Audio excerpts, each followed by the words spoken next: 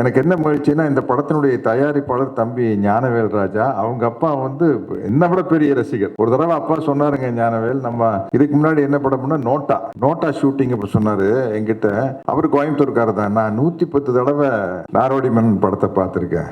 110 தடவைனா யூடியூப்லயோ போன்லயோ டிவிலயோ தியேட்டர்ல போய் டிக்கெட் வாங்கி 3 ஹீரோயின், அவ்வளவு அழகான ஹீரோயின், பானுமதி அம்மா, சரோஜா தேவி அம்மா, எம்என் ராஜம் அம்மா, இவங்க 3 பேரும் 110 தடவையில ஒரு தடவையும் கூட அவங்க முகத்தை பார்க்கல. அப்படிப்பட்ட ஒரு தயாரிப்பாளருக்கு இந்த படம் அமைஞ்சது ரொம்ப கஷ்டம். கார்த்தி, உனக்கு வந்து ஃபர்ஸ்ட் படமே ரொம்ப சேலஞ்சான படம் பருத்தி வீரன். ஏன்னா நீ டவுன்ல பிறந்து வளர்ந்து அமெரிக்கால போய் படிச்சுட்டு வந்து ரொம்ப கஷ்டம். அந்த பாடி லாங்குவேஜ் எல்லாம் கொண்டு வந்து அசத்திட்ட. பட் அதை விட உனக்கு ரொம்ப ஒரு டஃப்பான விஷயம் வந்து இந்த வாவாத்தியார் தான். ஏன்னா அது வந்து தலைவர் பேரா இருக்கிறதுனால அதுல நடிச்சு பேர் வாங்குறது ரொம்ப கஷ்டம். அதை நீ பிரமாதமா பண்ணிருப்பேன். நான் அன்னைக்கு பேசும்போது அவங்க ஏங்கர் அவங்க அர்ச்சனா வந்து கைதட்டினாங்க.